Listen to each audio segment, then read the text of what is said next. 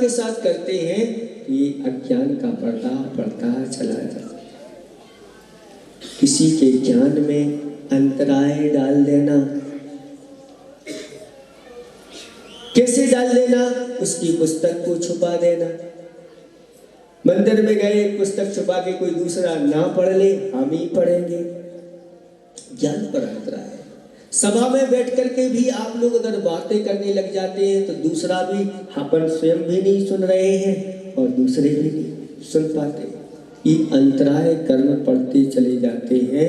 कहते हैं ऐसे अंतराय के कारण से आज तक हमारा ज्ञान उन्नति को प्राप्त नहीं हो पाया।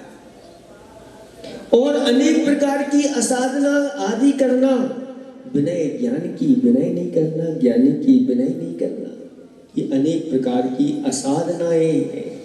जिनवाणी को अपने हृदय से लगा के रखना या नाभि से ऊपर रखना। पहले लौकिकता में ऐसा चलता था कि जो भी पढ़ने की पुस्तकें आदि होती थी उनका भी बहुत सम्मान करते थे। आप लोगों को हमने बताया था एक बार, ये हमारे गुरुदेव कहते थे कि जब हम लोग पढ़ने जाते थे पाठशाला में, स्कूल में, तो अपनी जो पुस्तकें होती थी उनको ऐसे सिर पर रख के ले जाते थे। और जब हम लोग पढ़ते थे तो हृदय से लगा करके, लेकिन धीरे धीरे वो हृदय से फिर पीठ पर या कुछ लोग बाजू में दबा के ले जाने लगे। फिर धीरे धीरे बड़ा वो पीठ पर जैसे बहुत बड़ा बोझ हो, और फिर धीरे धीरे उसकी अभिनय इतनी बढ़ती गई, अब पिट्ठू बैग आते जो बिल्कुल कहाँ पर लटकते हैं बताओ। सरस्वती को अगर ऐसे स्थान पर आप रख करके चलोगे तो आपकी दशा क्या होगी, आप विचार कर सकते हैं। लेकिन आप कर रहे हैं, आज देख लो आपको ऐसे कितने लोग मिल जाएंगे। इनकी अभिनय ये हमारे ज्ञान के ऊपर ऐसा आवरण डालती है कि फिर ज्ञान का अक्षर भी हमारे लिए, ककारा भी याद नहीं होता। पढ़ाई तो बहुत हो रही है, कहते हैं कि आज आपका कोर्स कितना है, सिलेबस कितना है, कितने समुद्र जैसा कोर्स है, इतना है। वो पढ़ कितना पाते हैं? नदी जैसा पढ़ पाते हैं, पूरा तो पूरा नहीं पढ़ पाते समुद्र जैसा। फिर लिख कितना पाते हैं? बाल्टी बराबर लिख पाते हैं। नंबर कितने आते हैं? चुल्लू भर नंबर आते हैं, और वो इसी में डूब करके ऐसी स्थिति होती चली जा रही है। अज्ञान का अंधकार हमारे ऊपर छाया हुआ है। सम्यक ज्ञान का जब तक प्रकाश हमारे अंदर नहीं आएगा क्योंकि आसाधना नहीं करना। और उपघात भी एक शब्द आता है कि जो सही सही है उस सही सही को स्वीकार नहीं करना। ज्ञान में दूषण लगाना, ज्ञानी में दूषण लगाना, इस प्रकार से कहना वो तो कुछ नहीं आता उनके लिए, ऐसे ही है, उनको बहुत आता है। कुछ ऐसे भी ज्ञानी हैं, अपने आप को ज्ञानी कहते हैं, कि मुनिराज के द्वारा जो जिनवाणी है वो उनको अच्छी नहीं लगती। लेकिन कुछ ऐसे विषयानुरागी हैं जो परिग्रह के साथ हैं और गद्दी पर बैठ जाते हैं और उनकी जिनवाणी उनको बहुत अच्छी लगती है। हमारे आचार्य भगवंतों ने कहा कि गुरुओं, निर्गंत गुरुओं के द्वारा अगर मैं कुछ भी नहीं आता और नमोकार मंत्र भी अगर मुख से दे देते हैं और उसको ग्रहण कर लो, कल्याण हो जाएगा बस इतने में ही। कैसे शास्त्र भरे हुए हैं।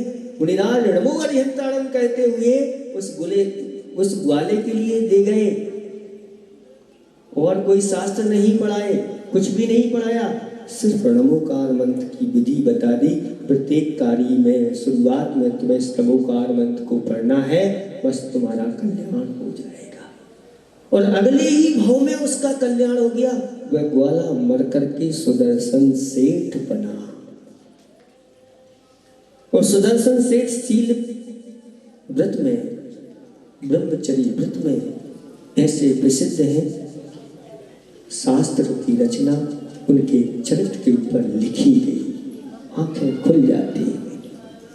और उसी भाव से उन्होंने कर्मों का क्षय करके सिद्धालय में जाकर के विराजमान हो गए। ये है गुरुओं की विनय। गुरुओं से दो शब्द भी मिल जाए, बस अपने जीवन में उतार लो, आपके लिए कल्याण में कार्य बन जाते हैं। गुरु के वचन मंत्र का कार्य करते हैं। लेकिन हम अपने आगे अपना स्वाध्याय करके और इतने ऊंचे बन जाते हैं कि गुरुओं की कोई बात सुहाती नहीं, और उनकी कमियां देखने में ही हमें रुचि आती है। जब तक इस प्रकार के करते रहोगे, आचार्य भगवान कहते हैं, ज्ञान के ऊपर ऐसा आवरण पड़ेगा, एक अक्षर का भी ज्ञान में नहीं होगा। इसलिए आचार्य भगवान ने कहा कि इस ज्ञानावर्णी कर्म को क्षय करना है, नाश करना है, तो अच्छी तरह से ऐसे जो सम्यक ज्ञानी है, ऐसे सम्यक ज्ञानी की विनय करो, आराधना करो। ज्ञान के विषय में प्रमाद मत करो। ज्ञान का कभी व्यापार मत करो, सम्यक ज्ञान का, क्योंकि एक बहुत बड़ा दूषण है। ज्ञानम च दुष्प्रयुक्तम, ज्ञान का दुरुपयोग करना, यानी ये ज्ञान, सम्यक ज्ञान पाकर के व्यापार करने लग जाना, इसी में लग जाना, इसी के माध्यम से अपनी पूरी आजीविका बना लेना, शास्त्र आदि बीच बीच करके इस प्रकार से करना। ऐसा कहा गया है, ये भी हमारे ज्ञान के ऊपर आवरण डालने वाला होता है। मिथ्या ज्ञानियों की प्रशंसा भी हमारे ज्ञान के ऊपर आवरण डालने वाली होती है। ये सावधानी आप लोगों को रखना है। तो हंस कौवा बन करके गंदा पानी पीने लग जाता है। ऐसे ही अनादिकाल से अज्ञान के संस्कार हमारी आत्मा के ऊपर पड़े हैं। हे हंस आत्माओं, अपनी पहचान करो, तुम कागा नहीं हो, तुम हंस हो, और ऐसे हंस हो, हंस आत्मा हो। और इस सम्यक ज्ञान की आराधना करो, सम्यक ज्ञानी की आराधना करो, इससे बहुत जल्दी हम उस ज्ञानावर्णी कर्म को क्षय करेंगे और उस सम्यक ज्ञान को प्राप्त करेंगे। ज्ञान का मद करना भी आचार्य भगवंतों ने कहा, यह हमारे ज्ञान के ऊपर आवरण डालने वाला होता है। आचार्य ने खाई को लिखा है, प्रायः अपर दीन, जो अपर होते हैं वो दीन होते हैं। पड़े मानी पे, प्रायः अपर दीन, पड़े कैसे हो जाते हैं? मानी, पड़े मानी पे बिरले ज्ञानी। अपर होते हैं वो दीन का दिखाते हैं, वो जो पढ़ लिख जाते हैं वो मानी हो जाते हैं। लेकिन आचार्य कहते हैं कि ना दीन बनो ना मानी बनो, तुम तो ज्ञानी बनो, सम्यक ज्ञानी बनो। और सम्यक ज्ञानी होता है वह सम्यक ज्ञान की आराधना करता है। और जो सम्यक ज्ञान और सम्यक ज्ञान की आराधना, सम्यक ज्ञानी की आराधना करते हैं, वो भी एक दिन सम्यक ज्ञानी बन जाते हैं।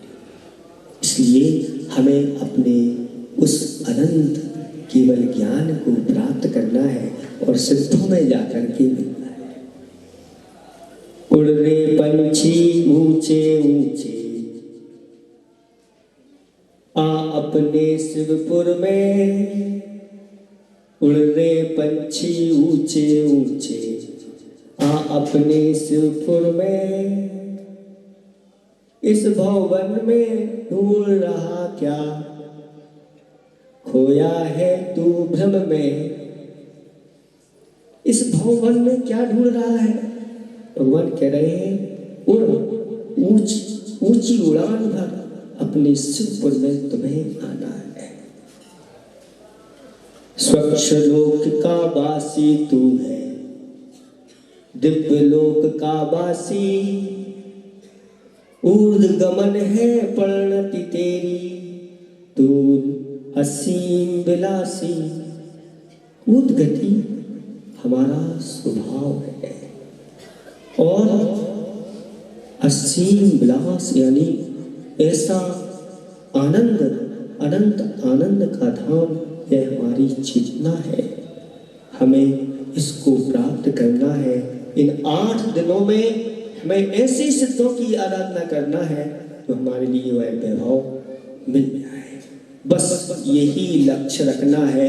यहाँ पर ये नहीं देखना कि किसको आगे बैठा दिया, किसको पीछे बैठा दिया, किसका पहले नंबर आ गया, अरे इतना दान करते हो आप लोग, इतना सब कुछ कर रहे हो और एक बात मन में बैठा, हमने पहले बोला था और इनने हमारा नाम तो आखिरी में बोला है। बस पूरा मजा आपने अपना खराब कर दिया।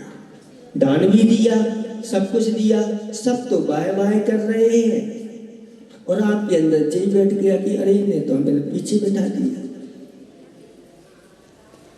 इसलिए हम ये कह रहे हैं कि पीछे जो बैठे हैं वो ये नहीं माने कि हम पीछे बैठे हैं, क्योंकि पीछे वालों के लिए हमारा ज़्यादा आशीर्वाद जाएगा, चिंता नहीं करना। और ऐसा ना हो जाए महाराज कि आगे वाले सब पीछे ही बैठ जाए और आगे पूरा खाली हो जाए। नहीं, आशीर्वाद तो सभी को ही है, लेकिन लोग कहते हैं कि जो पीछे बैठे हैं वो पीछे बैठे वाले आगे वालों को नहीं देख पाते, लेकिन हमें यहाँ से पीछे वाले बहुत अच्छे से दिख रहे हैं, क्योंकि जो यहाँ पीछे बैठे हैं कुछ तो दिख नहीं रहे, आधे दिख रहे हैं, वे पूरे दिख रहे हैं, सब पीछे वाले तो देख लो क्या दशा है। अब बताओ आप पीछे बैठ के जलवानी सुनना चाहोगे क्या? आपको बुला ले? नहीं महाराज, जो हमारा आमने सामना हो रहा है उधर यार देखो ऊपर अच्छा नहीं समझो। अचल गुण कहते हैं जहाँ पर किसी प्रकार की कोई चाह, कोई मांग नहीं रहती, उसके लिए सब कुछ मिलता चला जाता है। आपकी प्रशंसा दूसरे करें, करने दो उनको, कोई बात नहीं। आप तो ये कहो हम कुछ नहीं, हम इस योग्य नहीं, हमारा तो बस यह द्रव्य सही सही जगह लग रहा है, हमारा द्रव्य सार्थक हो गया और हम भी सार्थक हो गए, हम भी धन्य हो गए। बस इस प्रकार की भावना के लेकर के एक भी अगर आप विधान अच्छे से कर लोगे आपका कार्य हो जाएगा। इसलिए अपनी विशुद्धि में कोई कमी नहीं रखना, ये सारी यहाँ की शुद्धियाँ आदि बना करके रखना। और बाहर से ही आप लोग, महाराज लोग कह रहे थे कि अब यहाँ पर कितने बनेंगे, तो हमने पूछा क्यों सब बन गए? हाँ क्या नहीं महाराज जी सब बन गए, जितने आपके भक्तगण हैं वो तो सब अंदर ही बैठेंगे, उनके लिए तो पूरी जगह है। जो धोती दुपट्टा में आएंगे उनके लिए अभी भी जगह है, चिंता नहीं करना, आते जाएंगे। जो धोती दुपट्टा में नहीं है उनकी दशा क्या होगी, कहाँ बैठेंगे? तो हमने कहा अभी बाहर इतनी जगह है कि 50-100 आदमी बैठ जाएंगे। देखो बैठे हैं कि नहीं,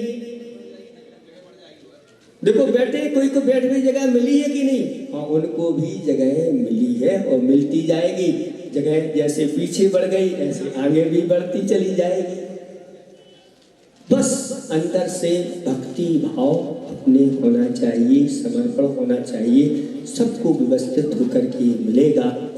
कल कोई कह रहा था कि बीना से एक व्यक्ति की खबर आई और बार बार पूछता है तो भाई तुम्हारे यहाँ 128 मंडल का हो रहा है क्या? उन्होंने कहा हाँ हाँ 128 का, भी तो 24 का हो गया, अब 128 का हो रहा है। इतने लोग कहाँ से आ गए? आप ही यहाँ के हैं सब? हाँ सब यही के हैं, शिमला सा छोटा नहीं, आकर के देखो तो।